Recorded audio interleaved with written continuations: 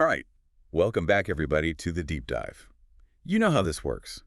We take one book, article, idea, whatever, and we go deep. And Mhm. today we are diving into How to Lead When You're Not in Charge, which is by Clay Scroggins and Andy Stanley. Okay. Now, the thing that really hooked me about this book was the title. I mean, come on, leading when you're not in charge. Like, how is that even possible, right? Yeah. So the book actually starts out by talking about this exact thing. The whole idea is that you don't have to have a fancy title to actually be a leader. You don't have to be the CEO or the manager. Right. It's really all about influence and making a difference wherever you are. Right. And they actually spend a good chunk of the book talking about self-leadership. Yes. It's like this whole foundation. Absolutely. It's like you can't lead others if you can't lead yourself, right? Right, exactly. It's all about mastering your habits, your mindset, your reaction. Oh, your reactions, yeah. Because think about it.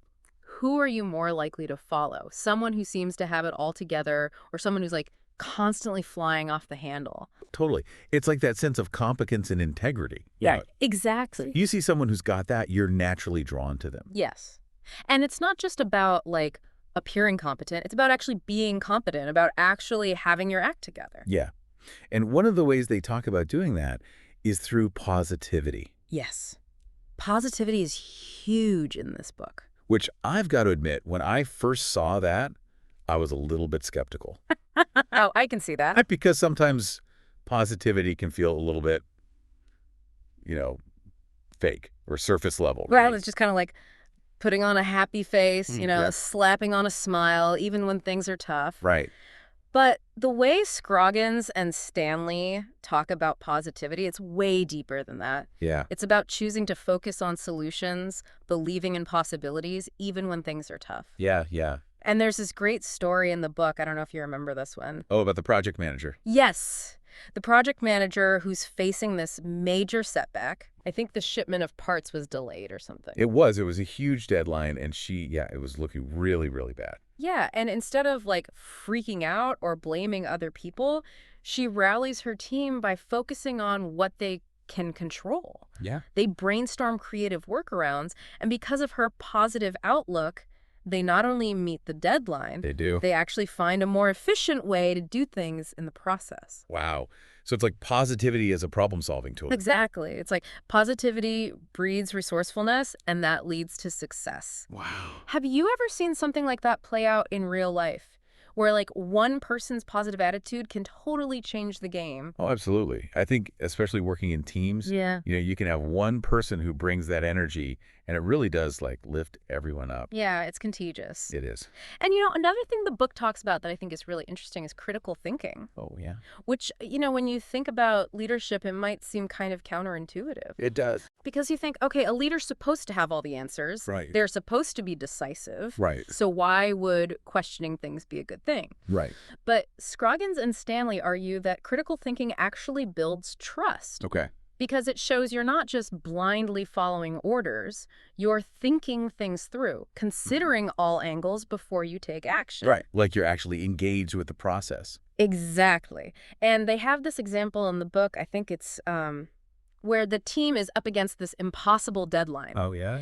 And instead of just like panicking and trying to work harder, they step back and they analyze the problem. And they break it down, right? Yes, they break it down, and through that critical thinking, they find a solution that they never would have seen otherwise. Wow. So critical thinking can actually lead to more creativity and better results. Okay. And that ties into another big idea from the book, which is rejecting passivity. Oh, interesting. It's this idea that even if you're not in charge, you don't have to just sit back and wait for things to happen. Yeah. You can be proactive, you can take initiative, and you can actually drive positive change. So it's like leadership by example. Exactly. You're leading by showing others that it's okay to step up and make things happen. And that seems to lead right into the section on relationships. Oh, yeah.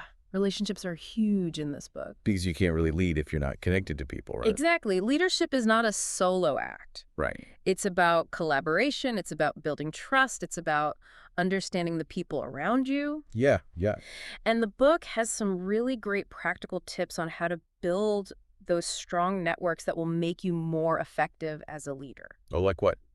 Well, they talk a lot about the importance of being a good listener. Okay, so really paying attention to what people are saying. Yeah, actually listening, not just waiting for your turn to talk. Right. And then showing genuine interest in others, not just seeing them as a means to an end. Yeah? And also seeking out mentors. Oh, mentors. That's huge. Yeah, people who can guide you, who can challenge you, who can help you grow. Think about the people you rely on. Yeah, think about those relationships. Yeah. Because those are the people who are going to support you, who are going to give you honest feedback, who are going to help you become a better leader. Right.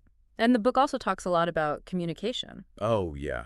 Communication is key. Because it doesn't matter how great your ideas are if you can't communicate them effectively, right? Exactly. And it's not just about being a good speaker. Okay. It's about crafting messages that resonate with your audience, Right. understanding their needs, and tailoring your communication style accordingly. Oh, like knowing your audience. Yes, knowing your audience. Mm. And they give this really cool example. This guy, he was like a junior employee, right? Okay. And he notices this safety hazard at work. Uh-oh. Yeah.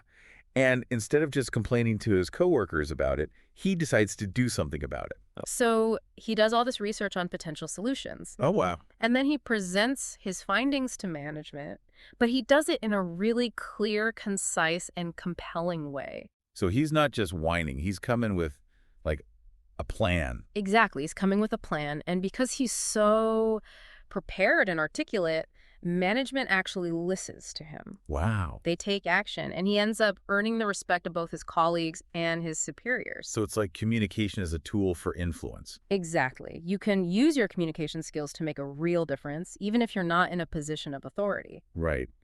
And speaking of making a difference, the last big idea I want to touch on is servant leadership. Oh, yes. Servant leadership. That's a powerful concept. It is. So can you break that down for us a little bit? So servant leadership is basically the opposite of the traditional, like, top-down leadership style. Okay. It's not about, like, climbing the ladder and having power over people. Great. It's about focusing on serving others. Oh, interesting. It's about empowering those around you, helping them reach their full potential.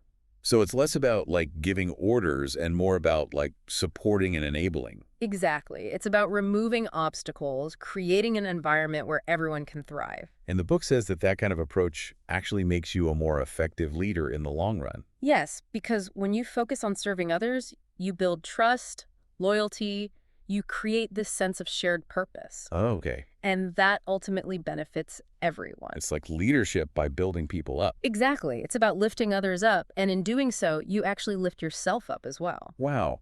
And that actually makes me think of a question. Oh, yeah. Think of a leader you really admire. Okay. How much of their success do you think comes from their own individual achievements? Mhm. And how much comes from their ability to inspire and empower others? That's a great question. It really makes you think. It does. And that brings us to the end of our deep dive on how to lead when you're not in charge. Thanks for joining us. Thanks for having me. We'll see you next time on The Deep Dive. See you then.